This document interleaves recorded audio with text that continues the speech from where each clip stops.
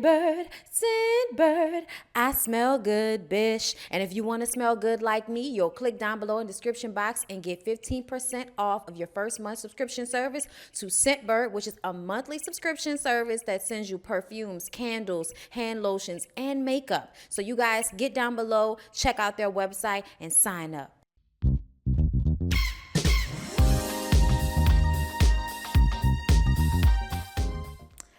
Hey everybody, what's up? It's your girl Bondy Blue and we back for Friends and Family Hustle. All right, this episode was good. I feel like we finally got to see T.I. in the way that we like to see him, which is, you know, being somebody that's standing for the colored folks' rights. You know what I'm saying? Just always trying to affect his community in a positive way, except for fucking everybody and making Tiny feel bad, okay? And showing his kids that men don't have to be faithful, okay? Besides all of that shit, he is a very good father, and him always wanting to be present in the community and change the dynamic and change the situation of disenfranchised black folks. I'm here for that. And that's the capacity I like to see him in. The episode starts out with him and Meek Mills doing a video talking about prison reform. Y'all know Meek Mills is very strong on prison reform right now because of his time in jail. Y'all, this hell. This hell be doing what the fuck it won't do. Okay, I'm about to take this out my head soon. Okay? I'm about to take this out my head soon. It's just so y'all, you know, that might mean this week, okay? So y'all go ahead and see it and love it right now because it's going to be gone soon. I don't know what's going to be next, but I'm ready to see my help. Anyway, getting back to the show. So yeah, prison reform. Talking about that, talking about how terrible it is. You know, this whole thing where if you're driving in a car, your partner been selling drugs, you get in the car with him, you might have been in the car for 30 seconds. And then the police pull up and all of a sudden you going to jail too just because you was in the car. That's definitely some laws put in the books to affect black people because they know, you know, if your family member is doing something wrong, you're not going to not hang with your family member because they're doing something wrong. That's just not how we roll. And we're more likely to be the ones selling drugs and having, you know, shit in the car, at least the ones that are being checked. Let me say that. Not the, you know, more likely to do it, but more likely to get caught.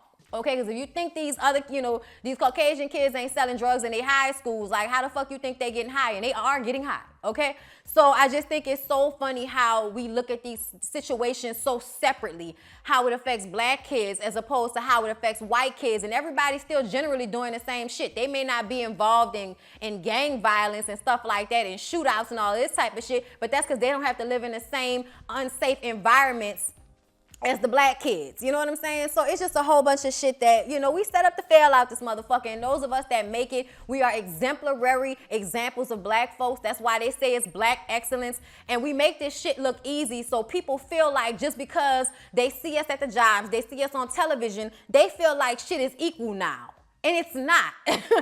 It's not equal. We have to fight twice as hard to get to where some of our, you know, other white Asian counterparts get. You know what I mean? As when it comes to the loans, you notice how they got so many Asian people, Arab people with corner stores and businesses in the neighborhoods where mostly black people live, but they can't get the loans to open up these stores. You know what I'm saying? Y'all, okay? Like, it just be set up for us to fail sometimes. So Toya goes to see Reginae on set. She's working.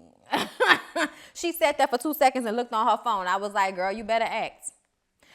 Toya still feels like she would rather be seeing Janae in college. Girl, we would all rather see Reginae in college. But you know what? We're going to let Reginae live her life, okay? She asked her about Lucci, and she says everything's been going well with Lucci, but she's been staying off of social media, which makes Toya very happy because Toya don't have to get in these comments and clap back at these fucking people talking shit about her child, okay? She also talks about how Grandma Anita done finished her book. So later on in the episode, they sit down with Miss Anita. She's so excited. She didn't finish her book, got 20 chapters, 300 some odd pages of juice for y'all. Talking about her life, talking about the time she set Toya's hair on fire because she was hot combing it and smoking a cigarette at the same time. And you know, you put that pump it is, you know, an accelerant, okay? So you spray that shit while you smoking a cigarette and a little shit, you know, a little flick of the fire get on the hair and poof, okay? Toya's hair all fucked up. Then they talk about how she used to sell food, not really sell food, but she would cook food and open her doors up to have all the hustlers, the drug dealers, and the crack addicts come in the house, and they would give her crack, and she would cook food for them, you know, the barter system. And it just sounds like it's going to be a good book. And I'm so happy for Toya. I'm so happy for her mama. To see how happy she was knowing that she finished. She ran up them stairs. She was so excited to show them what she had done. And they was so excited to read it. Y'all, I was just so here for that moment. I'm so happy for Miss Anita that she has something of her own to be proud of, because, you know, that life is hard. And when you look back on it and you ain't got out of it and realize how much time you wasted, you probably feel a lot of guilt for not taking advantage of your life the way you should have. So her finally doing something of her own, writing her own story, could make all of this come full circle and make sense for her. So I'm happy for Miss Anita. So y'all, King Badass is doing bad in school, and Tiny Tiny wants to do a commercial for her daughter's nail polish line. They had the little opening like an episode or two ago, and now they want to do a commercial. So King goes to the rest of the brothers and sisters like, yeah, y'all, so we gonna do this commercial, and I got this idea. And Tiny come in like, oh yeah, you talking about the commercial I told you about? Because he had them thinking it was his idea. So everybody's all excited, and he wants to do it, but his grades are bad. He's failing, and he's being real disrespectful and smart aleck to his teachers, talking about maybe if you was teaching better, I'd be paying attention and all of that type of shit. So when he get in a car with Tip is like, you know, doing his, you know, his little talk to him and all of that, his hood Bill Cosby shit. And I was just dying laughing because it was funny, but he basically told him, look, bruh, I'm taking everything away. You do not have to worry about your phone. You do not have to worry about the commercial. You do not have to worry about any of those things because you are punished, okay? And if you don't get your shit together, okay, it's going to be your ass. Like, okay, you better tell him. You better tell him thinking he going to finesse out this situation. Okay, you better get it together. So Messiah, his oldest son, is at Georgia State, and y'all know T.I. wanted him to go to Morehouse, so he's kind of shading him about that. But they talk about a debate he had in one of his classes with another student about how, you know, they think that it's equal and how black people have such a hard time coming out of the hood, how we are the poorest, but, you know, like just the gap between how much money the poor make and how much money the middle class and the rich make and all of that type of shit. But just basically saying the same thing I said at the beginning of the video. Disenfranchised black folks have a hard time at it when it comes to jobs. They have a hard time at it when it comes to schools. They live in, you know, some of us live in bad neighborhoods, and everybody wants to get rich and get out of the neighborhood, but nobody actually wants to stay in the neighborhood and make the neighborhood better. So that was a lot of what they were talking about this episode. So T.I. decides to get this little thing together where they have all the kids come out and register to vote. They can have a debate and a conversation about the shit, you know, just put it into a positive thing and help these kids register to vote. And they tried, y'all. They tried their best in Georgia, but it's still, they knew that them black folks and them kids was out there rallying so that they could vote and change the tide in Georgia. And them motherfuckers did everything they could. All of that playing they did with the votes and the Kemp dude being in charge of the votes and actually running. What kind of backhanded bullshit is that? You just know it's not gonna come out right. If you think they ever gonna go high, no, motherfucker, they always go low, okay?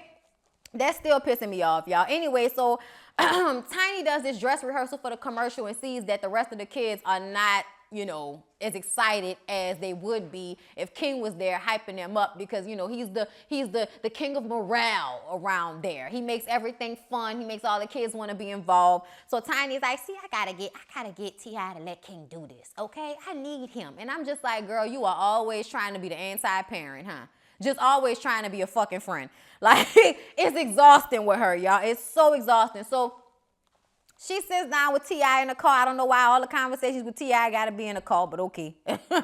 And she says that she wants him to do the commercial. She says it's only going to take a few hours out of his day. Let him do the commercial, and then he can go back to being on punishment. And T.I. is like, let me do what I'm trying to do here, okay? He was so bad. He's like, see, this is a part of the problem because he runs to y'all, and then y'all always make allowances for him. No, he is punished. He not doing it. Ain't no commercial. He ain't doing it. Okay.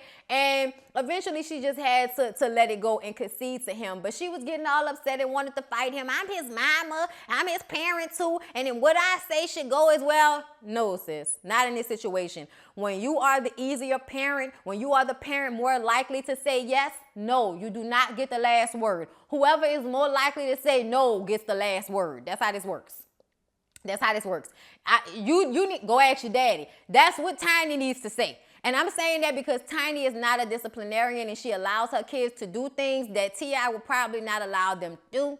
Okay? Which is probably why Zonique was able to get that eye surgery, because she is not T.I.'s biological daughter.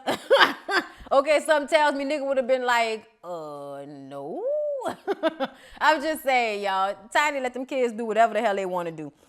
Anyway, so she said she can't argue, so King is punished. So now she's just not doing a commercial at all. And I'm like, now see, that's what's gonna make me mad. Cause now it's like you holding off until he gets off punishment, which is not a real punishment. He needs to feel like he's missing out on some shit, okay? Because y'all already having him living such a privileged life, not only in wealth, but also in the way you handle them. You know, you allow them to do whatever they want to do when T.I. is not in the home. And see, that's another issue. Y'all not being in the same home, him not being there on a regular basis allows that boy to get away with more than he would have gotten away with. You know what I'm saying, y'all? I'm just saying these is cracks in the cement. Everybody want to act like, oh, you know, we don't have to be married. We don't have to be a family. We can just have children and fuck anybody. And then, you know, you have situations like this where y'all are married, but because y'all not living in the same household, you know, your kids suffer in one way or another. I'm just saying it is what it is. T.I., Killer Mike, and Messiah and the other son. I forgot the other son name, the one with the dreads.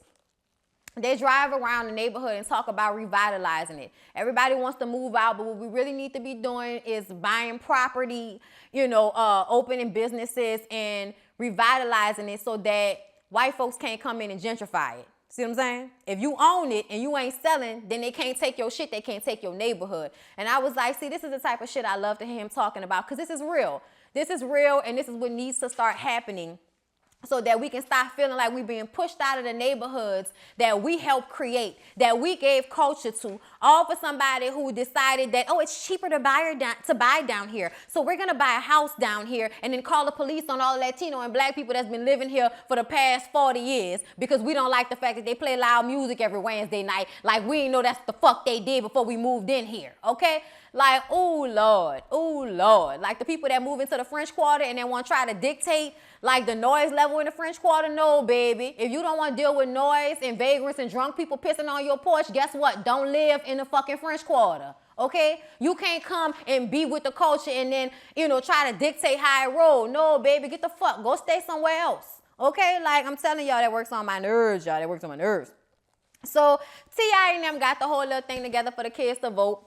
And Reginae came out and Messiah was there and they talked about how they both are taking part in their father's respective albums and stuff like that. They doing it, being in their daddy's albums. And Reginae is like, what other rapper is putting their kids in their songs? I'm like, Jay-Z.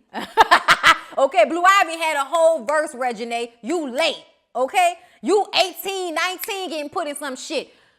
Lil Blue was like 3 or 4. Whole verse, okay? Y'all think y'all special and shit? Messiah out here engineering and everything. It's what's up, y'all. I'm just playing. Y'all, it's too funny. Anyway, I hope y'all enjoyed the review. Okay, 911 will probably be up tomorrow, all unedited and shit, because my husband has to take the laptop until my new computer come on Friday. And then he can have that hoe. All right, so I love y'all. I hope y'all liked the video. Please don't forget to check out the videos that have already been put out.